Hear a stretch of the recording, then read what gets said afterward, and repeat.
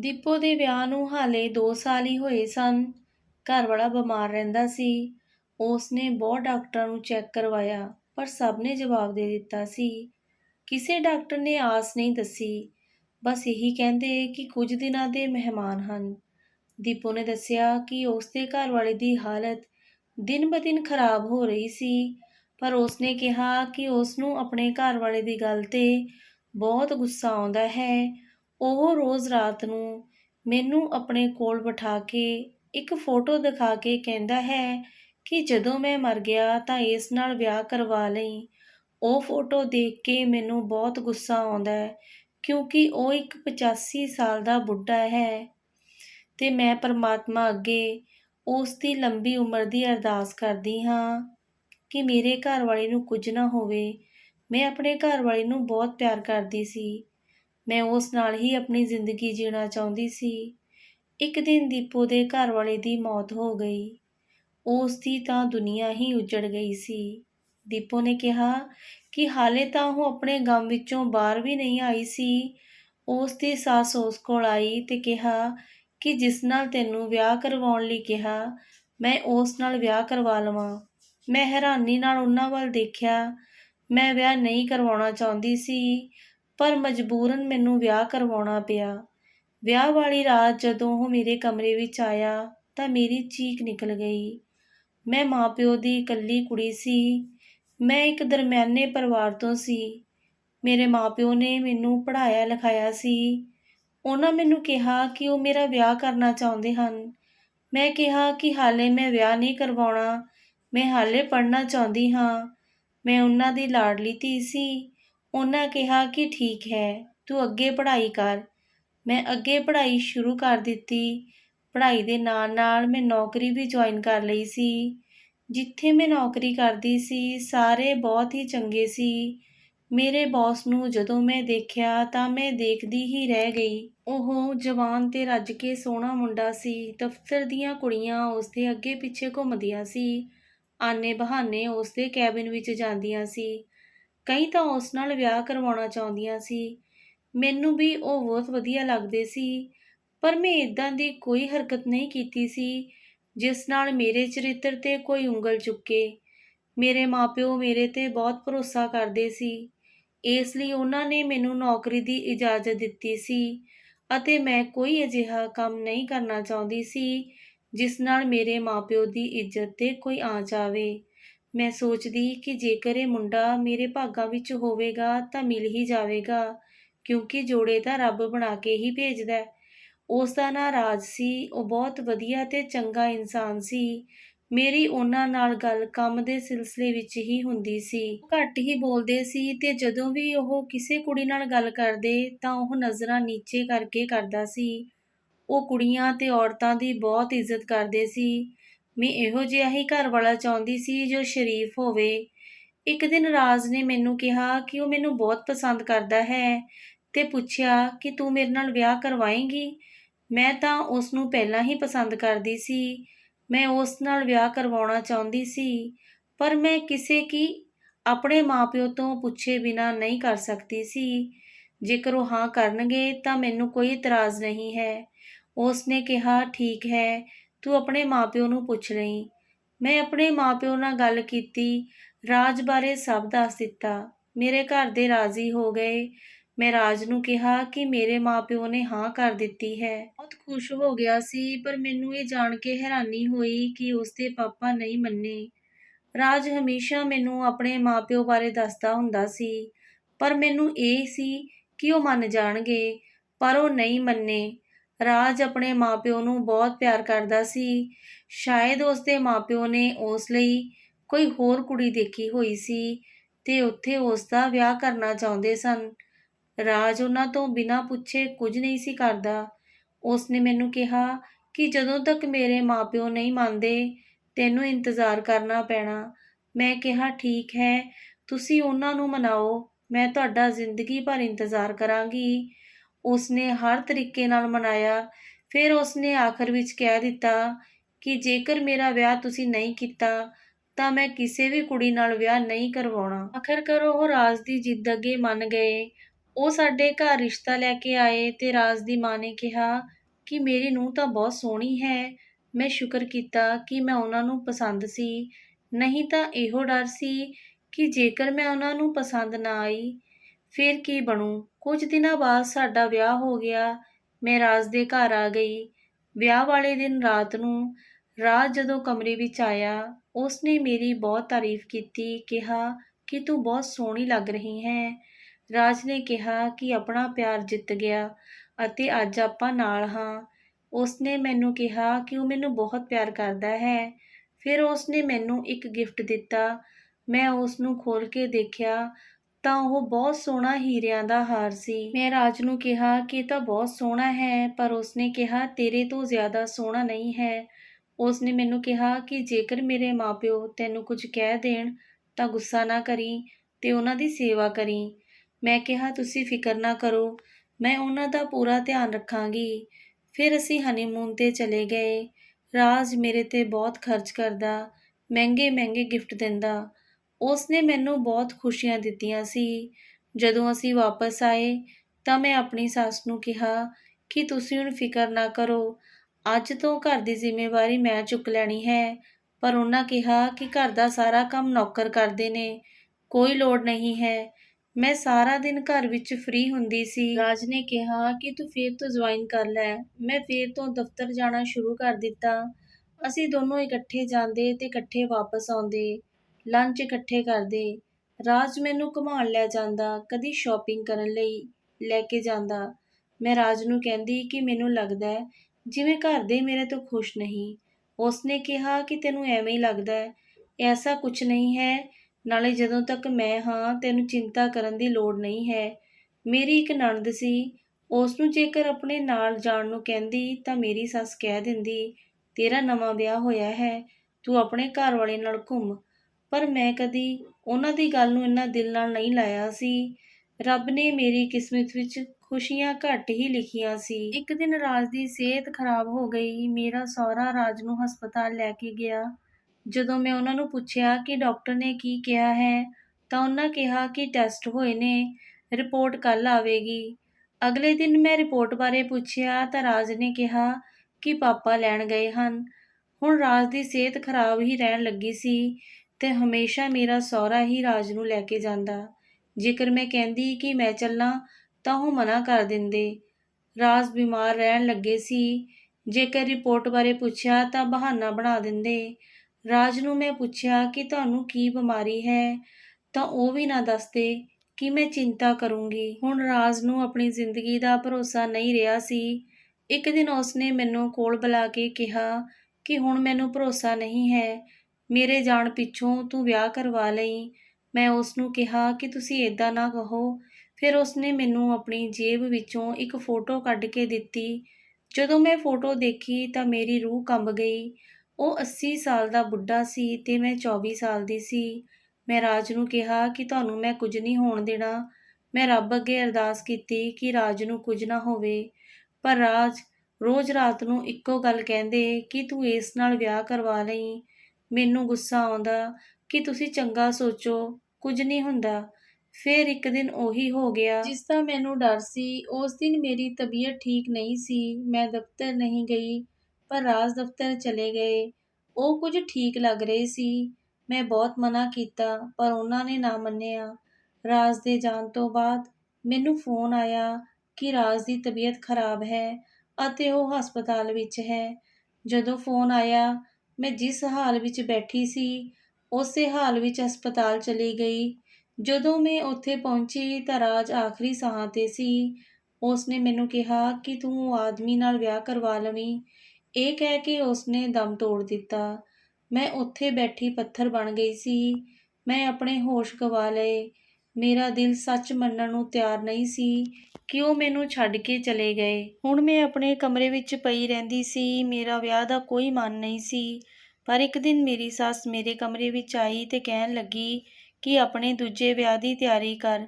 ਮੈਂ ਕਿਹਾ ਮੈਂ ਕੋਈ ਵਿਆਹ ਨਹੀਂ ਕਰਵਾਉਣਾ। ਉਹਨਾਂ ਕਿਹਾ ਕਿ ਮੇਰਾ ਪੁੱਤ ਤੇਰੀ ਜ਼ਿੰਮੇਵਾਰੀ ਮੈਨੂੰ ਦੇ ਕੇ ਗਿਆ ਹੈ ਤੇ ਉਸ ਦੀ ਆਖਰੀ ਇੱਛਾ ਮੈਂ ਪੂਰੀ ਕਰਾਂਗੀ। ਮੈਂ ਹੈਰਾਨ ਸੀ ਕਿਉਂਕਿ ਉਹਨਾਂ ਦੀਆਂ ਗੱਲਾਂ ਤੋਂ ਲੱਗਦਾ ਨਹੀਂ ਸੀ ਕਿ ਰਾਜ ਉਹਨਾਂ ਦਾ ਬੇਟਾ ਸੀ।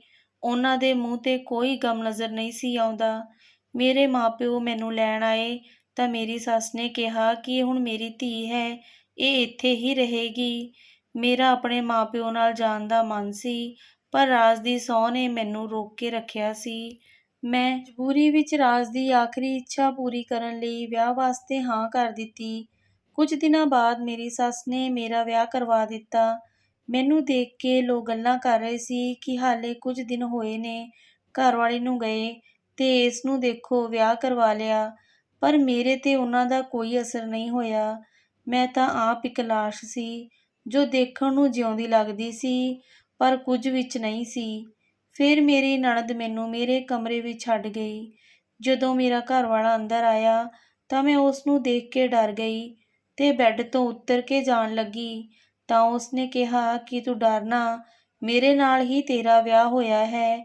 ਮੈਂ ਕਿਹਾ ਕਿ ਮੈਂ ਤੁਹਾਡੇ ਪੁੱਤ ਦੀ ਘਰਵਾਲੀ ਹਾਂ, ਮੈਂ ਇਹ ਸੋਚ ਵੀ ਨਹੀਂ ਸਕਦੀ। ਸਾਡੀ ਆਵਾਜ਼ ਸੁਣ ਕੇ ਮੇਰੀ ਸੱਸ ਕਮਰੇ ਵਿੱਚ ਆ ਗਈ। ਉਸ ਨੇ ਕਿਹਾ, ਜ਼ਿਆਦਾ ਬੋਲਣ ਦੀ ਲੋੜ ਨਹੀਂ, ਹੁਣ ਤੂੰ ਇਹਨਾਂ ਦੀ ਘਰਵਾਲੀ ਹੈ। ਨਾਲੇ ਰਾਜ ਮੇਰਾ ਸਗਾ ਪੁੱਤ ਨਹੀਂ ਸੀ, ਸਾਡੇ ਕੋਈ ਬੱਚਾ ਨਹੀਂ ਹੁੰਦਾ ਸੀ, ਇਸ ਲਈ ਉਸ ਨੂੰ ਅਸੀਂ ਗੋਦ ਲਿਆ ਸੀ। ਉਸ ਨੇ ਮੈਨੂੰ ਹੱਕ ਦਿੱਤਾ ਹੈ ਤੇਰੇ ਵਿਆਹ ਦਾ ਆਪਣੀ ਮਰਜ਼ੀ ਨਾਲ ਕਰਵਾਉਣ ਨੂੰ, ਤੇ ਉਹ ਨਹੀਂ ਚਾਹੁੰਦਾ ਸੀ ਕਿ ਤੂੰ ਇਸ ਘਰ ਵਿੱਚੋਂ ਜਾਵੇਂ। ਮੈਨੂੰ ਆਪਣੀ ਸੱਸ 'ਤੇ ਯਕੀਨ ਨਹੀਂ ਆ ਰਿਹਾ ਸੀ। ਉਸ ਨੇ ਕਿਹਾ ਕਿ ਰਾਜ ਨੂੰ ਆਪਣਾ ਸਗਾ ਪੁੱਤ ਮੰਨਦੀ ਸੀ, ਇਸ ਲਈ ਉਸ ਦੀ ਇੱਛਾ ਪੂਰੀ ਕਰਨ ਲਈ ਆਪਣੇ ਘਰਵਾਲੇ ਦਾ ਵਿਆਹ ਤੇਰੇ ਨਾਲ ਕਰ ਦਿੱਤਾ ਹੈ। ਤੈਨੂੰ ਤਾਂ ਖੁਸ਼ ਹੋਣਾ ਚਾਹੀਦਾ ਹੈ ਕਿ ਮੈਂ ਤੇਰੇ ਲਈ ਆਪਣਾ ਘਰਵਾਲਾ ਛੱਡ ਦਿੱਤਾ। ਮੈਂ ਕਿਹਾ ਕਿ ਤੁਸੀਂ ਦੋਨੋਂ ਮੇਰੇ ਕਮਰੇ ਵਿੱਚੋਂ ਬਾਹਰ ਹੋ ਜਾਓ, ਤੇ ਉਹ ਚਲੇ ਗਏ। ਮੈਂ ਜ਼ਮੀਨ 'ਤੇ ਬੈਠ ਕੇ ਰੋਣ ਲੱਗੀ ਕਿ ਰਾਜ ਨੇ ਮੈਨੂੰ ਕਿਉਂ ਨਹੀਂ ਦੱਸਿਆ ਕਿ ਉਹ ਉਸਦੇ ਸਗੇ ਮਾਂ-ਪਿਓ ਨਹੀਂ ਹਨ। ਮੈਂ ਮੁਸ਼ਕਲ ਵਿੱਚ ਫਸ ਗਈ ਸੀ। ਰਾਜ ਦੀ ਫੋਟੋ ਸਾਹਮਣੇ ਰੱਖ ਕੇ ਸਵਾਲ ਪੁੱਛਿਆ ਕਿ ਤੁਸੀਂ ਮੈਨੂੰ ਦੂਜੇ ਵਿਆਹ ਲਈ ਕਸਮ ਕਿਉਂ ਦਿੱਤੀ, ਉਹ ਵੀ ਆਪਣੇ ਪਿਓ ਨਾਲ, ਜਿਨ੍ਹਾਂ ਨੂੰ ਮੈਂ ਆਪਣੇ ਪਿਓ ਵਾਂਗ ਮੰਨਦੀ ਹਾਂ। ਮੈਂ ਸਾਰੀ ਰਾਤ ਰੋਂਦੀ ਰਹੀ, ਮੈਨੂੰ ਤਾਂ ਨੀਂਦ ਨਹੀਂ ਆ ਰਹੀ ਸੀ। ਫਿਰ ਸਵੇਰੇ ਨੌਕਰਾਣੀ ਨਾਸ਼ਤਾ ਲੈ ਕੇ ਆਈ। ਮੈਂ ਕਿਹਾ ਮੈਨੂੰ ਕੋਈ ਲੋੜ ਨਹੀਂ ਹੈ ਨਾਸ਼ਤੇ ਦੀ, ਵਾਪਸ ਲੈ ਕੇ ਜਾਓ।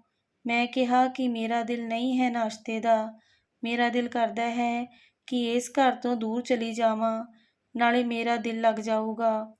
ਕਿਉਂਕਿ ਜੋ ਮੇਰੇ ਨਾਲ ਰਾਤ ਹੋਇਆ ਸੀ ਉਹ ਮੇਰੇ 'ਤੇ ਇੱਕ ਪਹਾੜ ਟੁੱਟਣ ਵਾਂਗ ਸੀ।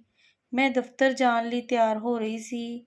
ਇੰਨੇ ਨੂੰ ਮੇਰਾ ਦੂਜਾ ਘਰਵਾਲਾ ਮੇਰੇ ਕੋਲ ਕਮਰੇ ਵਿੱਚ ਆਇਆ ਤੇ ਕਹਿਣ ਲੱਗਾ ਕਿ ਤੂੰ ਅੱਜ ਦਫ਼ਤਰ ਨਹੀਂ ਜਾਣਾ, ਘਰ ਰਹਿਣਾ ਹੈ। ਮੈਂ ਕਿਹਾ ਕਿਉਂ ਨਹੀਂ ਜਾਣਾ? ਉਸਨੇ ਕਿਹਾ ਅੱਜ ਤੋਂ ਬਾਅਦ ਤੂੰ ਦਫ਼ਤਰ ਨਹੀਂ ਜਾਣਾ, ਘਰ ਦੀਆਂ ਜ਼ਿੰਮੇਵਾਰੀਆਂ ਨਿਭਾ। ਹੁਣ ਮੈਂ ਤੇਰਾ ਘਰਵਾਲਾ ਹਾਂ, ਤੈਨੂੰ ਮੇਰੀ ਹਰ ਗੱਲ ਮੰਨਣੀ ਪੈਣੀ ਹੈ। ਜੋ ਮੈਂ ਕਹਾਂ ਉਹੀ ਕਰ। ਦਫ਼ਤਰ ਮੈਂ ਆਪ ਦੇਖ ਲੈਣਾ ਹੈ, ਤੂੰ ਟੈਨਸ਼ਨ ਨਾ ਲੈ। ਮੈਂ ਉਸ ਵੱਲ ਗੁੱਸੇ ਨਾਲ ਦੇਖਿਆ ਤੇ ਕਿਹਾ ਕਿ ਮੈਂ ਦਫ਼ਤਰ ਹਰ ਹਾਲ ਵਿੱਚ ਜਾਵਾਂਗੀ। ਉਸ ਨੇ ਕਿਹਾ ਠੀਕ ਹੈ, ਦਫ਼ਤਰ ਜਾਣਾ ਹੈ ਤਾਂ ਜਾ, ਪਰ ਮੈਂ ਤੇਰੇ ਕਮਰੇ ਵਿੱਚ ਤੇਰੇ ਨਾਲ ਰਹਾਂਗਾ। ਮੇਰੇ ਪੈਰਾਂ ਹੇਠਾਂ ਜ਼ਮੀਨ ਖਿਸਕ ਗਈ। ਉਸ ਨੇ ਕਿਹਾ ਜੇਕਰ ਤੂੰ ਚਾਹੁੰਦੀ ਹੈ ਮੈਂ ਤੇਰੇ ਕਮਰੇ ਵਿੱਚ ਰਹਾਂ ਤਾਂ ਤੂੰ ਦਫ਼ਤਰ ਜਾ, ਤੇ ਜੇਕਰ ਤੂੰ ਚਾਹੁੰਦੀ ਹੈ ਮੈਂ ਤੇਰੇ ਨਾਲ ਕਮਰੇ ਵਿੱਚ ਨਾ ਰਹਾਂ ਤਾਂ ਤੈਨੂੰ ਮੇਰੀ ਹਰ ਗੱਲ ਮੰਨਣੀ ਪੈਣੀ ਹੈ। ਮੈਂ ਉਸ ਦੀ ਗੱਲ ਸੁਣ ਕੇ ਡਰ ਗਈ ਕਿ ਮੈਂ ਤਾਂ ਇਸ ਨਾਲ ਇੱਕ ਪਲ ਵੀ ਕਮਰੇ ਵਿੱਚ ਨਹੀਂ ਰਹਿ ਸਕਦੀ। ਮੈਂ ਦਫ਼ਤਰ ਜਾਣਾ ਬੰਦ ਕਰ ਦਿੱਤਾ ਸੀ। ਮੈਂ ਹੁਣ ਆਪਣੇ ਸਹੁਰਿਆਂ ਦਾ ਵਰਤਾਵ ਸਮਝ ਲਿਆ ਸੀ ਕਿ ਕਿਉਂ ਮੇਰਾ ਵਿਆਹ ਮੇਰੇ ਸਹੁਰੇ ਨਾਲ ਕਰਵਾਇਆ ਸੀ। ਰਾਜ ਨੇ ਮਰਨ ਤੋਂ ਪਹਿਲਾਂ ਆਪਣੀ ਸਾਰੀ ਪ੍ਰਾਪਰਟੀ ਮੇਰੇ ਨਾਂ ਕਰ ਦਿੱਤੀ ਸੀ। ਜੇਕਰ ਮੈਂ ਇੱਥੋਂ ਚਲੀ ਜਾਂਦੀ ਤੇ ਕਿਸੇ ਹੋਰ ਆਦਮੀ ਨਾਲ ਵਿਆਹ ਕਰਵਾ ਲੈਂਦੀ ਤਾਂ ਸਾਰੀ ਪ੍ਰਾਪਰਟੀ ਇਹਨਾਂ ਦੇ ਹੱਥੋਂ ਚਲੀ ਜਾਂਦੀ, ਭੁੱਖੇ ਮਰਨ ਦੀ ਨੌਬਤ ਆ ਜਾਂਦੀ। ਇਸ ਲਈ ਰਾਜ ਨੇ ਪ੍ਰਾਪਰਟੀ ਮੇਰੇ ਨਾਂ ਕਰ ਦਿੱਤੀ ਸੀ। ਇਹਨਾਂ ਨੇ ਪ੍ਰਾਪਰਟੀ ਦੇ ਕਰਕੇ ਹੀ ਮੇਰਾ ਵਿਆਹ ਮੇਰੇ ਸਹੁਰੇ ਨਾਲ ਕੀਤਾ ਸੀ। ਰਾਜ ਦੇ ਅਸਲੀ ਪਿਓ ਨੇ ਸਾਰੀ ਪ੍ਰਾਪਰਟੀ ਰਾਜ ਦੇ ਨਾਂ ਕੀਤੀ ਸੀ।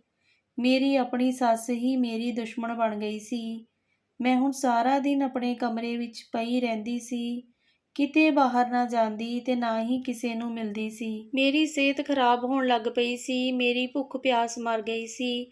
ਨੌਕਰਾਣੀ ਮੈਨੂੰ ਰੋਟੀ ਕਮਰੇ ਵਿੱਚ ਹੀ ਦੇ ਜਾਂਦੀ ਸੀ ਤੇ ਮੈਂ ਖਾ ਲੈਂਦੀ ਸੀ। ਇੱਕ ਦਿਨ ਮੈਂ ਨੀਚੇ ਕਿਸੇ ਕੰਮ ਲਈ ਗਈ ਤਾਂ ਮੈਂ ਵਕੀਲ ਸਾਹਿਬ ਨੂੰ ਜਾਂਦੇ ਵੇਖਿਆ ਤਾਂ ਮੈਂ ਨੌਕਰਾਣੀ ਨੂੰ ਬੁਲਾ ਕੇ ਪੁੱਛਿਆ ਕਿ ਵਕੀਲ ਸਾਹਿਬ ਕੀ ਕਰਨ ਆਏ ਸਨ। ਉਸਨੇ ਕਿਹਾ ਵੱਡੇ ਸਾਹਿਬ ਦੀ ਵਸੀਅਤ ਬਾਰੇ ਦੱਸਣ ਆਏ ਸੀ। ਹੁਣ ਮੇਰਾ ਘਰ ਵਾਲਾ ਮੇਰੇ ਕੋਲ ਆਨੇ ਬਹਾਨੇ ਕਦੀ ਚੈੱਕ, ਕਦੀ ਕੰਪਨੀ ਦੇ ਕਾਗਜ਼ 'ਤੇ ਸਾਈਨ ਲੈਣ ਆਉਂਦਾ, ਤੇ ਜੇ ਨਾ ਕਰਦੀ ਤਾਂ ਧਮਕੀ ਦਿੰਦਾ ਕਿ ਮੈਂ ਤੇਰੇ ਨਾਲ ਕਮਰੇ ਵਿੱਚ ਰਹਾਂਗਾ। ਮੈਂ ਡਰ ਜਾਂਦੀ, ਮੇਰੇ ਕੋਲ ਕੋਈ ਹੋਰ ਚਾਰਾ ਨਹੀਂ ਸੀ। ਮੈਨੂੰ ਮਜਬੂਰੀ ਉਸ ਦੀ ਗੱਲ ਮੰਨਣੀ ਪੈਂਦੀ ਸੀ, ਕਿਉਂਕਿ ਮੈਂ ਬਿਲਕੁਲ ਨਹੀਂ ਚਾਹੁੰਦੀ ਸੀ ਕਿ ਉਹ ਮੇਰੇ ਨਾਲ ਮੇਰੇ ਕਮਰੇ ਵਿੱਚ ਰਹੇ। ਮੈਨੂੰ ਉਸ ਤੋਂ ਨਫ਼ਰਤ ਹੋ ਗਈ ਸੀ। ਇੱਕ ਦਿਨ ਮੈਂ ਰਸੋਈ ਵਿੱਚ ਗਈ ਤਾਂ ਮੈਂ ਉਹਨਾਂ ਦੋਨਾਂ ਪਤੀ ਪਤਨੀ ਦੀ ਗੱਲ ਸੁਣੀ। ਕਹਿ ਰਹੇ ਸਨ ਕਿ ਰਾਜ ਜਲਦੀ ਮਰ ਗਿਆ, ਉਸ ਤੋਂ ਆਪਾਂ ਨੂੰ ਬਹੁਤ ਫਾਇਦਾ ਹੋਣਾ ਸੀ। ਇਹ ਗੱਲ ਤਾਂ ਮੈਨੂੰ ਪਤਾ ਲੱਗ ਗਈ ਸੀ ਕਿ ਇਹ ਲੋਕ ਆਪਣੇ ਲਾਲਚ ਨੂੰ ਸਭ ਕਰ ਰਹੇ ਸਨ। ਹੁਣ ਸਾਡੇ ਘਰ ਰੋਜ਼ ਹੀ ਵਕੀਲ ਸਾਹਿਬ ਆਉਂਦੇ ਸਨ। ਮੈਂ ਬੜੀ ਵਾਰੀ ਕੋਸ਼ਿਸ਼ ਕੀਤੀ ਕਿ ਗੱਲ ਕਰਾਂ ਕਿ ਰਾਜ ਨੇ ਮੇਰੇ ਨਾਲ ਕੀ ਕੀ ਕੀਤਾ ਹੈ, ਪਰ ਇਹ ਦੋਨੋਂ ਮੈਨੂੰ ਮਿਲਣ ਨਹੀਂ ਸੀ ਦਿੰਦੇ, ਜਿਸ ਕਰਕੇ ਇਹ ਮੈਨੂੰ ਇੱਥੋਂ ਜਾਣ ਨਹੀਂ ਸੀ ਦਿੰਦੇ। ਮੇਰੇ ਤੋਂ ਇਹਨਾਂ ਨੂੰ ਕੀ ਚਾਹੀਦਾ ਸੀ? ਮੈਂ ਆਪਣੀ ਜ਼ਿੰਦਗੀ ਤੋਂ ਤੰਗ ਆ ਗਈ ਸੀ। ਇੱਕ ਦਿਨ ਮੈਂ ਰੋਟੀ ਖਾਈ ਤਾਂ ਮੇਰੀ ਸਿਹਤ ਖਰਾਬ ਹੋ ਗਈ। ਜੋ ਨੌਕਰਾਣੀ ਮੇਰੀ ਰੋਟੀ ਲੈ ਕੇ ਆਈ ਸੀ, ਉਸਨੇ ਮੈਨੂੰ ਦੱਸਿਆ ਕਿ ਮੇਰੀ ਸੱਸ ਨੇ ਰੋਟੀ ਵਿੱਚ ਕੁਝ ਮਿਲਾ ਦਿੱਤਾ ਹੈ। ਮੇਰੀ ਸਿਹਤ ਖਰਾਬ ਹੋ ਰਹੀ ਸੀ, ਲੱਗਦਾ ਸੀ ਕਿ ਮੈਂ ਨਹੀਂ ਬਚੂੰਗੀ। ਉਹ ਲੋਕ ਇੰਨੇ ਜ਼ਾਲਮ ਸੀ ਕਿ ਪ੍ਰਾਪਰਟੀ ਲਈ ਮੇਰੇ ਨਾਲ ਕੁਝ ਵੀ ਕਰ ਸਕਦੇ ਸੀ। ਮੇਰੇ ਦਿਲ ਵਿੱਚ ਆਇਆ ਕਿ ਕਿਉਂ ਨਾ ਮੈਂ ਆਪਣੇ ਘਰ ਵਾਲੇ ਨੂੰ ਕਹਾਂ ਕਿ ਜੋ ਲੈਣਾ ਹੈ ਲੈ ਤੇ ਮੈਨੂੰ ਇੱਥੋਂ ਜਾਣ ਦਿਓ। ਮੈਂ ਨੀਚੇ ਗਈ। ਹਾਲੇ ਮੈਂ ਦਰਵਾਜ਼ਾ ਖੜਕਾਉਣ ਹੀ ਲੱਗੀ ਸੀ ਕਿ ਮੈਨੂੰ ਉਹਨਾਂ ਦੋਨਾਂ ਦੀ ਗੱਲਾਂ ਦੀ ਆਵਾਜ਼ ਆਈ। ਮੇਰਾ ਘਰ ਵਾਲਾ ਮੇਰੀ ਸੱਸ ਨੂੰ ਕਹਿ ਰਿਹਾ ਸੀ ਕਿ ਅੱਜ ਤੋਂ ਵੀ ਇਹ ਗੱਲ ਆਪਣੀ ਜ਼ੁਬਾਨ 'ਤੇ ਨਾ ਲੈ ਕੇ ਆਈ, ਮੇਰੇ ਤੋਂ ਬੁਰਾ ਕੋਈ ਨਹੀਂ। ਮੈਂ ਸੋਚਿਆ ਕਿ ਹੁਣ ਇਹ ਮੇਰੇ ਤੋਂ ਕੀ ਲੁਕਾ ਰਹੇ ਹਨ। ਮੈਂ ਪਤਾ ਕਰਨਾ ਸੀ। ਮੈਂ ਵਾਪਸ ਆਪਣੇ ਕਮਰੇ ਵਿੱਚ ਆਈ ਤੇ ਸੋਚਣ ਲੱਗੀ ਕਿ ਅਜਿਹਾ ਕੀ ਕਰਾਂ ਕਿ ਮੈਨੂੰ ਸੱਚ ਪਤਾ ਚੱਲੇ। ਫਿਰ ਮੇਰੇ ਦਿਮਾਗ ਵਿੱਚ ਇੱਕ ਤਰਤੀਬ ਆਈ ਕਿ ਕਿਉਂ ਨਾ ਮੈਂ ਆਪਣੇ ਘਰ ਵਾਲੇ ਨੂੰ ਆਪਣਾ ਦੀਵਾਨਾ ਬਣਾ ਲਿਆ। ਉਹ ਮੇਰੇ ਜਾਲ ਵਿੱਚ ਫਸ ਕੇ ਸਭ ਦੱਸ ਦੇਊਗਾ। ਮੈਨੂੰ ਇਹੀ ਸਹੀ ਲੱਗਾ। ਅਗਲੇ ਦਿਨ ਮੈਂ ਤਿਆਰ ਹੋ ਕੇ ਆਪਣੇ ਘਰ ਵਾਲੇ ਦੇ ਕਮਰੇ ਵਿੱਚ ਗਈ ਤੇ ਕਿਹਾ ਕਿ ਤੁਸੀਂ ਇਹ ਨਾ ਭੁੱਲੋ ਕਿ ਮੈਂ ਤੁਹਾਡੀ ਘਰਵਾਲੀ ਹਾਂ, ਮੇਰਾ ਹੱਕ ਹੈ ਤੁਹਾਡੇ 'ਤੇ। ਇਹ ਸੁਣ ਕੇ ਮੇਰੀ ਸੱਸ ਦੇ ਚਿਹਰੇ ਦਾ ਰੰਗ ਉੱਡ ਗਿਆ। ਮੈਂ ਆਪਣੇ ਘਰਵਾਲੇ ਦਾ ਹੱਥ ਫੜ ਕੇ ਉਸ ਨੂੰ ਆਪਣੇ ਨਾਲ ਲੈ ਕੇ ਚੱਲੀ ਸੀ। ਭਾਵੇਂ ਉਹ 85 ਸਾਲ ਦਾ ਬੁੱਢਾ ਸੀ, ਪਰ ਇੱਕ ਜਵਾਨ ਤੇ ਸੋਹਣੀ ਕੁੜੀ ਦਾ ਸਾਥ ਕੌਣ ਨਹੀਂ ਚਾਹੁੰਦਾ। ਮੈਂ ਕਿਹਾ ਕਿ ਇਸ ਬੁੱਢੀ ਦੀ ਜਾਨ ਛੱਡੋ ਤੇ ਮੇਰੇ ਨਾਲ ਚੱਲੋ। ਅਜਿਹਾ ਮੌਕਾ ਕੌਣ ਜਾਣ ਦਿੰਦਾ ਹੈ। ਉਹ ਖੁਸ਼ੀ-ਖੁਸ਼ੀ ਮੇਰੇ ਨਾਲ ਕਮਰੇ ਵਿੱਚ ਆਇਆ। ਮੈਂ ਉਸ ਨੂੰ ਕਿਹਾ ਕਿ ਜੇਕਰ ਉਹ ਬੁੱਢੀ ਨੂੰ ਘਰੋਂ ਕੱਢ ਦੇਵੇਗਾ ਤਾਂ ਹੀ ਮੈਂ ਉਸ ਦੇ ਨਾਲ ਰਹਿ ਸਕਦੀ ਹਾਂ। ਉਸ ਨੇ ਕਿਹਾ, ਤੂੰ ਫਿਕਰ ਨਾ ਕਰ, ਮੈਂ ਵੀ ਤੇਰੇ ਨਾਲ ਰਹਿਣਾ ਚਾਹੁੰਦਾ ਹਾਂ। ਤੂੰ ਜੋ ਕਹੇਂਗੀ ਮੈਂ ਉਹੀ ਕਰਾਂਗਾ, ਉਸ ਨੂੰ ਘਰੋਂ ਕੱਢ ਦੇਵਾਂਗਾ। ਹੁਣ ਮੈਂ ਹਰ ਰੋਜ਼ ਤਿਆਰ ਹੋ ਕੇ ਉਸ ਕੋਲ ਜਾਣ ਲੱਗੀ, ਉਸ ਦਾ ਧਿਆਨ ਰੱਖਣ ਲੱਗੀ, ਉਸ ਨੂੰ ਆਪਣੇ ਹੱਥਾਂ ਨਾਲ ਰੋਟੀ ਦੇਣ ਲੱਗੀ। ਉਹ ਤਾਂ ਮੇਰਾ ਦੀਵਾਨਾ ਹੋ ਗਿਆ ਸੀ। ਮੇਰੀ ਸੱਸ ਦਾ ਵੱਸ ਚੱਲਦਾ ਤਾਂ ਮੈਨੂੰ ਘਰੋਂ ਕੱਢ ਦਿੰਦੀ। ਹੁਣ ਉਹ ਜਦੋਂ ਬਾਹਰ ਜਾਂਦਾ ਤਾਂ ਸਿੱਧਾ ਮੇਰੇ ਕਮਰੇ ਵਿੱਚ ਆਉਂਦਾ। ਇੱਕ ਦਿਨ ਮੈਂ ਕਿਹਾ ਕਿ ਆਪਾਂ ਕਿਸੇ ਹੋਰ ਸ਼ਹਿਰ ਵਿੱਚ ਜਾ ਕੇ ਰਹਿੰਦੇ ਹਾਂ, ਕਿਉਂਕਿ ਇੱਥੇ ਮੈਨੂੰ ਰਾਜ ਦੀ ਯਾਦ ਆਉਂਦੀ ਹੈ। ਉਹ ਬਹੁਤ ਖੁਸ਼ ਹੋਇਆ ਤੇ ਬੋਲਿਆ, ਜਿਵੇਂ ਤੂੰ ਕਹੀਂ। ਮੈਂ ਕਿਹਾ, ਉੱਥੇ ਬਸ ਆਪਾਂ ਦੋਵੇਂ ਹੀ ਹੋਵਾਂਗੇ, ਆਪਾਂ ਤੋਂ ਬਿਨਾਂ ਕੋਈ ਨਾ ਹੋਵੇ। ਮੈਂ ਇਹ ਗੱਲ ਇਸ ਲਈ ਕਹਿ ਰਹੀ ਸੀ ਕਿ ਮੇਰੀ ਸੱਸ ਸੁਣ ਕੇ ਜਲ ਜਾਵੇ ਤੇ ਸਭ ਉਗਲ ਦੇਵੇ। ਇਹੀ ਹੋਇਆ। ਇੱਕ ਦਿਨ ਉਹ ਮੇਰੇ ਘਰ ਵਾਲੇ 'ਤੇ ਬਰਸ ਗਈ ਕਿ ਹੁਣੇ ਇਸ ਨੂੰ ਤਲਾਕ ਦੇ, ਨਹੀਂ ਮੈਂ ਸਭ ਦੱਸ ਦੇਣਾ ਹੈ। ਉਸ ਨੇ ਕਿਹਾ ਕਿ ਤੂੰ ਜੋ ਕਿਹਾ ਮੈਂ ਉਹੀ ਕੀਤਾ। ਹੁਣ ਆਪਾਂ ਮੰਜ਼ਿਲ ਦੇ ਨਜ਼ਦੀਕ ਹਾਂ ਤੇ ਤੂੰ ਕਿੱਦਾਂ ਦੀ ਗੱਲ ਕਰ ਰਹੀ ਹੈ। ਮੈਂ ਉਸ ਨੂੰ ਛੱਡ ਦੇਵਾਂਗਾ, ਪਰ ਤੂੰ ਚੁੱਪ ਕਰ। ਮੇਰੀ ਸੱਸ ਨੇ ਕਿਹਾ ਕਿ ਜੇਕਰ ਤੂੰ ਤਲਾਕ ਨਾ ਦਿੱਤਾ, ਤੈਨੂੰ ਪਤਾ ਮੈਂ ਕੀ ਕਰਾਂਗੀ। ਹੁਣ ਉਹਨਾਂ ਦੀ ਚਾਲ ਉਹਨਾਂ 'ਤੇ ਹੀ ਉਲਟੀ ਪੈ ਗਈ ਸੀ, ਪਰ ਮੈਨੂੰ ਇੱਕ ਡਰ ਵੀ ਸੀ ਕਿ ਜੇਕਰ ਉਸ ਨੇ ਮੇਰੇ ਮਗਰ ਲੱਗ ਕੇ ਆਪਣੀ ਘਰਵਾਲੀ ਨੂੰ ਤਲਾਕ ਦੇ ਦਿੱਤਾ ਤਾਂ ਮੈਨੂੰ ਕੁਝ ਪਤਾ ਨਹੀਂ ਸੀ ਲੱਗਣਾ। ਮੈਂ ਸੋਚਿਆ ਕਿ ਮੈਨੂੰ ਕੁਝ ਹੋਰ ਕਰਨਾ ਚਾਹੀਦਾ ਹੈ। ਇੱਕ ਦਿਨ ਜਦੋਂ ਉਹ ਮੇਰੇ ਕਮਰੇ ਵਿੱਚ ਆਇਆ ਤਾਂ ਮੈਂ ਉਸ ਨੂੰ ਜੂਸ ਵਿੱਚ ਨਸ਼ੇ ਦੀ ਦਵਾਈ ਦੇ ਦਿੱਤੀ ਤਾਂ ਉਹ ਨਸ਼ੇ ਵਿੱਚ ਹੋ ਗਿਆ। ਫਿਰ ਮੈਂ ਉਸ ਨੂੰ ਕਿਹਾ ਕਿ ਮੈਂ ਸਾਰੀ ਪ੍ਰਾਪਰਟੀ ਤੇਰੇ ਨਾਂ ਕਰ ਦੇਣੀ ਹੈ, ਪਰ ਮੈਨੂੰ ਸਭ ਸੱਚ ਦੱਸੋ। ਉਸ ਨੇ ਕਿਹਾ, ਰਾਜ ਮੇਰੇ ਵੱਡੇ ਭਰਾ ਦਾ ਪੁੱਤ ਸੀ। ਮੇਰਾ ਭਰਾ ਬਹੁਤ ਅਮੀਰ ਸੀ, ਮੇਰੇ ਕੋਲ ਕੁਝ ਨਹੀਂ ਸੀ। ਰਾਜ ਬਹੁਤ ਨਿੱਕਾ ਸੀ। ਮੈਂ ਉਸਦੇ ਮਾਂ-ਪਿਓ ਦਾ ਐਕਸੀਡੈਂਟ ਕਰਵਾ ਦਿੱਤਾ ਤੇ ਉਹ ਉਸ ਵਿੱਚ ਮਰ ਗਏ। ਮੈਨੂੰ ਪਤਾ ਸੀ ਕਿ ਇਸ ਤੋਂ ਬਾਅਦ ਰਾਜ ਦੀ ਜ਼ਿੰਮੇਵਾਰੀ ਸਾਡੇ 'ਤੇ ਆਉਣੀ। ਉਹੀ ਹੋਇਆ। ਅਸੀਂ ਰਾਜ ਦੀ ਦੇਖਭਾਲ ਲਈ ਆ ਗਏ, ਪਰ ਸਾਰੀ ਪ੍ਰਾਪਰਟੀ ਰਾਜ ਨੂੰ 18 ਸਾਲ ਦਾ ਹੋਣ 'ਤੇ ਹੀ ਮਿਲਣੀ ਸੀ। ਜੇਕਰ ਉਸ ਨੂੰ ਕੁਝ ਹੋ ਜਾਂਦਾ ਤਾਂ ਸਾਰੀ ਪ੍ਰਾਪਰਟੀ ਟਰੱਸਟ ਵਿੱਚ ਚਲੀ ਜਾਣੀ ਸੀ। ਅਸੀਂ ਰਾਜ ਦਾ ਧਿਆਨ ਰੱਖਿਆ, ਪਰ ਜਦੋਂ ਉਹ 18 ਸਾਲ ਦਾ ਹੋਇਆ, ਕੰਪਨੀ ਦਾ ਸਾਰਾ ਕੰਮ ਉਸਨੇ ਆਪਣੀ ਦੇਖ-ਰੇਖ ਵਿੱਚ ਕਰ ਲਿਆ ਅਤੇ ਕਾਰੋਬਾਰ ਨੂੰ ਸਿਖਰ 'ਤੇ ਲੈ ਗਿਆ। ਇੱਕ ਦਿਨ ਉਸਨੇ ਆ ਕੇ ਕਿਹਾ ਕਿ ਉਹ ਕੁੜੀ ਨੂੰ ਪਸੰਦ ਕਰਦਾ ਹੈ। ਅਸੀਂ ਉਸ ਨੂੰ ਕਿਹਾ ਕਿ ਅਸੀਂ ਤੇਰੇ ਅਸਲੀ ਮਾਂ-ਬਾਪ ਨਹੀਂ ਹਾਂ, ਇਸ ਲਈ ਅਸੀਂ ਤੇਰਾ ਵਿਆਹ ਆਪਦੀ ਕੁੜੀ ਨਾਲ ਕਰਨਾ ਚਾਹੁੰਦੇ ਹਾਂ। ਉਸਨੇ ਕਿਹਾ ਕਿ ਮੈਂ ਉਸਨੂੰ ਹਮੇਸ਼ਾ ਆਪਣੀ ਭੈਣ ਸਮਝਿਆ ਤੇ ਤੁਹਾਨੂੰ ਆਪਣੇ ਮਾਂ-ਪਿਓ, ਇਸ ਲਈ ਮੈਂ ਉਸ ਨਾਲ ਵਿਆਹ ਨਹੀਂ ਕਰਵਾ ਸਕਦਾ। ਉਹ ਸਾਨੂੰ ਮਨਾਉਣ ਲੱਗਾ ਕਿ ਅਸੀਂ ਉਸ ਦਾ ਵਿਆਹ ਤੇਰੇ ਨਾਲ ਕਰਵਾ ਦਈਏ। ਫਿਰ ਅਸੀਂ ਸੋਚਿਆ ਕਿ ਕਿਤੇ ਉਹ ਘਰੋਂ ਭੱਜ ਹੀ ਨਾ ਜਾਵੇ ਅਤੇ ਵਿਆਹ ਕਰਵਾ ਲਏ। ਇਸ ਤਰ੍ਹਾਂ ਸਾਰੀ ਜਾਇਦਾਦ ਸਾਡੇ ਹੱਥੋਂ ਨਿਕਲ ਜਾਏਗੀ। ਫਿਰ ਅਸੀਂ ਉਸ ਦਾ ਵਿਆਹ ਤੇਰੇ ਨਾਲ ਕਰ ਦਿੱਤਾ, ਪਰ ਉਹ ਤਾਂ ਵਿਆਹ ਹੁੰਦੇ ਸਾਰ ਹੀ ਸਾਰੀ ਦੌਲਤ ਤੇਰੇ 'ਤੇ ਲਟਾਉਣ ਲੱਗਾ। ਤੈਨੂੰ ਮਹਿੰਗੇ-ਮਹਿੰਗੇ ਗਿਫਟ ਦਿੰਦਾ, ਜੋ ਵੀ ਪ੍ਰਾਪਰਟੀ ਖਰੀਦਦਾ ਉਹ ਤੇਰੇ ਨਾਂ 'ਤੇ ਹੀ ਖਰੀਦਦਾ। ਸਾਨੂੰ ਬਹੁਤ ਗੁੱਸਾ ਆਉਂਦਾ। ਅਸੀਂ ਸੋਚਿਆ ਕਿਉਂ ਨਾ ਰਾਜ ਨੂੰ ਹੀ ਮਾਰ ਦਈਏ, ਕਿਉਂਕਿ ਹੌਲੀ-ਹੌਲੀ ਸਾਰਾ ਕੁਝ ਸਾਡੇ ਹੱਥੋਂ ਨਿਕਲ ਰਿਹਾ ਸੀ, ਪਰ ਅਸੀਂ ਰਾਜ ਨੂੰ ਨਹੀਂ ਮਾਰ ਸਕਦੇ ਸੀ। ਅਸੀਂ ਉਸਦੇ ਖਾਣੇ ਵਿੱਚ ਥੋੜ੍ਹਾ-ਥੋੜ੍ਹਾ ਜ਼ਹਿਰ ਪਾਉਣਾ ਸ਼ੁਰੂ ਕੀਤਾ। ਇਸ ਲਈ ਜਦੋਂ ਉਹ ਖਾਣਾ ਖਾਂਦਾ, ਉਸ ਦੀ ਤਬੀਅਤ ਖਰਾਬ ਹੋ ਜਾਂਦੀ। ਜ਼ਹਿਰ ਉਹਦੇ ਪੇਟ ਵਿੱਚ ਅਸਰ ਕਰ ਰਿਹਾ ਸੀ, ਇਸ ਲਈ ਉਸ ਨੂੰ ਮੈਂ ਇਕੱਲਾ ਹੀ ਡਾਕਟਰ ਕੋਲ ਲੈ ਕੇ ਜਾਂਦਾ ਸੀ। ਰਿਪੋਰਟ ਵਿੱਚ ਸਭ ਕੁਝ ਸਾਫ਼-ਸਾਫ਼ ਪਤਾ ਲੱਗ ਗਿਆ ਸੀ। ਡਾਕਟਰ ਨੂੰ ਕਹਿ ਕੇ ਪੈਸੇ ਦੇ ਕੇ ਰਿਪੋਰਟ ਬਦਲ ਦਿੱਤੀ ਤੇ ਰਾਜ ਨੂੰ ਕਿਹਾ ਕਿ ਤੈਨੂੰ ਬਲੱਡ ਕੈਂਸਰ ਹੈ। ਰਾਜ ਪਰੇਸ਼ਾਨ ਹੋ ਗਿਆ। ਉਸਨੇ ਸਾਨੂੰ ਤੈਨੂੰ ਦੱਸਣ ਤੋਂ ਮਨਾ ਕੀਤਾ ਕਿ ਤੂੰ ਦੁਖੀ ਹੋ ਜਾਵੇਂਗੀ। ਮੇਰੀ ਘਰਵਾਲੀ ਨੇ ਉਸ 'ਤੇ ਦਬਾਅ ਪਾਉਣਾ ਸ਼ੁਰੂ ਕੀਤਾ ਕਿ ਜੇਕਰ ਤੈਨੂੰ ਕੁਝ ਹੋ ਗਿਆ ਤਾਂ ਮੈਂ ਦੀਪੂ ਦਾ ਵਿਆਹ ਆਪਣੇ ਘਰਵਾਲੇ ਨਾਲ ਕਰਵਾ ਦੇਵਾਂਗੀ। ਰਾਜ ਨੇ ਇਸ ਗੱਲ ਤੋਂ ਸਾਫ਼ ਮਨਾ ਕਰ ਦਿੱਤਾ। ਫਿਰ ਮੇਰੀ ਘਰਵਾਲੀ ਨੇ ਕਿਹਾ ਕਿ ਜੇਕਰ ਉਸ ਨੂੰ ਕਿਤੇ ਹੋਰ ਵਿਆਹ ਕਰਵਾਇਆ, ਪਤਾ ਨਹੀਂ ਕੋਈ ਕਿੱਦਾਂ ਦਾ ਮਿਲੇਗਾ। ਅਸੀਂ ਉਸ ਦਾ ਬਹੁਤ ਧਿਆਨ ਰੱਖਾਂਗੇ, ਉਸ ਨੂੰ ਕੋਈ ਤਕਲੀਫ ਨਹੀਂ ਹੋਣ ਦੇਵਾਂਗੇ। ਮੇਰੀ ਘਰਵਾਲੀ ਉਸ ਨੂੰ ਦਬਾਅ ਪਾਉਣ ਲੱਗੀ ਤੇ ਉਹ ਮੰਨ ਗਿਆ, ਪਰ ਉਸਨੇ ਘਰ ਤੇ ਜਾਇਦਾਦ ਤੇਰੇ ਨਾਂ ਕਰ ਦਿੱਤੀ, ਪਰ ਹੁਣ ਬਿਜ਼ਨਸ ਵੀ ਉਸਨੇ ਤੇਰੇ ਨਾਂ ਹੀ ਕਰ ਦਿੱਤਾ। ਮੈਂ ਉਸਨੂੰ ਬਹੁਤ ਰੋਕਿਆ, ਪਰ ਉਹ ਨਾ ਮੰਨਿਆ। ਫਿਰ ਅਸੀਂ ਉਹ ਕੀਤਾ ਜੋ ਅਸੀਂ ਕੁਝ ਦਿਨ ਬਾਅਦ ਕਰਨਾ ਸੀ। ਮੈਂ ਉਸ ਨੂੰ ਕਿਹਾ ਕਿ ਤੁਸੀਂ ਕੀ ਕੀਤਾ ਰਾਜ ਨਾਲ। ਉਸਨੇ ਕਿਹਾ ਕਿ ਅਸੀਂ ਉਸ ਦਿਨ ਜ਼ਿਆਦਾ ਜ਼ਹਿਰ ਮਿਲਾ ਦਿੱਤੀ ਸੀ, ਇਸ ਲਈ ਉਸ ਦਿਨ ਉਸ ਦੀ ਮੌਤ ਹੋ ਗਈ। ਮੈਂ ਸਭ ਕੁਝ ਰਿਕਾਰਡ ਕਰ ਦਿੱਤਾ ਸੀ। ਉਸਨੇ ਕਿਹਾ ਕਿ ਹੁਣ ਤੈਨੂੰ ਵੀ ਜ਼ਹਿਰ ਦਿੰਦੇ ਹਾਂ, ਕਿਉਂਕਿ ਤੇਰੇ ਮਰਨ ਤੋਂ ਬਾਅਦ ਸਾਰੀ ਪ੍ਰਾਪਰਟੀ ਮੇਰੀ ਹੋ ਜਾਵੇਗੀ, ਪਰ ਮੈਂ ਤੈਨੂੰ ਮਰਨ ਨਹੀਂ ਦੇਣਾ। ਉਸ ਬੁੱਢੀ ਨੂੰ ਘਰੋਂ ਕੱਢ ਦੇਣਾ ਹੈ। ਮੈਂ ਪੁਲਿਸ ਨੂੰ ਸਾਰੀ ਰਿਕਾਰਡਿੰਗ ਸੁਣਾਈ, ਸਬੂਤ ਦਿੱਤੇ। ਪੁਲਿਸ ਨੇ ਉਹਨਾਂ ਦੋਨਾਂ ਨੂੰ ਫੜ ਲਿਆ। ਜੱਜ ਨੇ ਉਹਨਾਂ ਨੂੰ ਉਮਰ ਕੈਦ ਦੀ ਸਜ਼ਾ ਦੇ ਦਿੱਤੀ। ਉਹ ਆਪਣੀ ਬਾਕੀ ਜ਼ਿੰਦਗੀ ਜੇਲ੍ਹ ਵਿੱਚ ਬਿਤਾ ਦੇਣਗੇ। ਕਾਸ਼ ਉਹਨਾਂ ਰਾਜ ਤੋਂ ਪ੍ਰਾਪਰਟੀ ਮੰਗੀ ਹੁੰਦੀ। ਰਾਜ ਉਹਨਾਂ ਨੂੰ ਖੁਸ਼ੀ-ਖੁਸ਼ੀ ਦੇ ਦਿੰਦਾ, ਕਿਉਂਕਿ ਉਹ ਉਹਨਾਂ ਨੂੰ ਆਪਣੇ ਮਾਂ-ਪਿਓ ਵਾਂਗ ਪਿਆਰ ਕਰਦਾ ਸੀ, ਪਰ ਉਹਨਾਂ ਲਾਲਚ ਕਰਕੇ ਮੇਰੇ ਰਾਜ ਨੂੰ ਮੇਰੇ ਤੋਂ ਖੋਹ ਲਿਆ ਸੀ। ਉਹਨਾਂ ਦੇ ਹੱਥ ਨਹੀਂ ਕੰਬੇ ਇਹ ਸਭ ਕਰਦੇ। ਲੋਕ ਕੁਝ ਸਮਾਂ ਜਾਨਵਰ ਨਾਲ ਗੁਜ਼ਾਰ ਲੈਂਦੇ ਨੇ ਤਾਂ ਉਸ ਨਾਲ ਵੀ ਪਿਆਰ ਹੋ ਜਾਂਦਾ, ਪਰ ਰਾਜ ਤਾਂ ਉਹਨਾਂ ਦਾ ਸਗਾ ਭਤੀਜਾ ਸੀ, ਆਪਣਾ ਖੂਨ ਸੀ। ਮੇਰੇ ਦਿਲ ਵਿੱਚੋਂ ਉਹਨਾਂ ਲਈ ਹਮੇਸ਼ਾ ਬਦਦੁਆ ਹੀ ਨਿਕਲਦੀ ਹੈ, ਕਿਉਂਕਿ ਉਹਨਾਂ ਨੇ ਜਵਾਨੀ ਵਿੱਚ ਮੇਰਾ ਘਰਵਾਲਾ ਖੋਹ ਲਿਆ ਸੀ। ਜੀ ਦੋਸਤੋ, ਉਮੀਦ ਕਰਦੀ ਹਾਂ ਤੁਹਾਨੂੰ ਇਹ ਕਹਾਣੀ ਚੰਗੀ ਲੱਗੀ ਹੋਣੀ। ਜੇਕਰ ਕਹਾਣੀ ਚੰਗੀ ਲੱਗੇ ਤਾਂ ਪਲੀਜ਼ ਕਹਾਣੀ ਨੂੰ ਲਾਈਕ ਸ਼ੇਅਰ ਜ਼ਰੂਰ ਕਰਿਓ ਜੀ। ਚੈਨਲ 'ਤੇ ਪਹਿਲੀ ਵਾਰੀ ਆਏ ਹੋ, ਸਬਸਕ੍ਰਾਈਬ ਜ਼ਰੂਰ ਕਰਿਓ। ਪੰਜਾਬੀ ਵਿਰਸਾ ਕਹਾਣੀਆਂ ਨੂੰ ਸਪੋਰਟ ਕਰਿਓ। ਕਹਾਣੀ ਸੁਣਨ ਲਈ ਤੁਹਾਡਾ ਸਾਰਿਆਂ ਦਾ ਧੰਨਵਾਦ ਜੀ। ਆਪਾਂ ਫਿਰ ਮਿਲਾਂਗੇ ਇੱਕ ਸੋਹਣੀ ਜਿਹੀ ਕਹਾਣੀ ਨਾਲ। ਤਦ ਤੱਕ ਲਈ ਤੁਹਾਨੂੰ ਸਾਰਿਆਂ ਨੂੰ ਮੇਰੇ ਵੱਲੋਂ ਪਿਆਰ ਭਰੀ ਸਤਿ ਸ਼੍ਰੀ ਅਕਾਲ।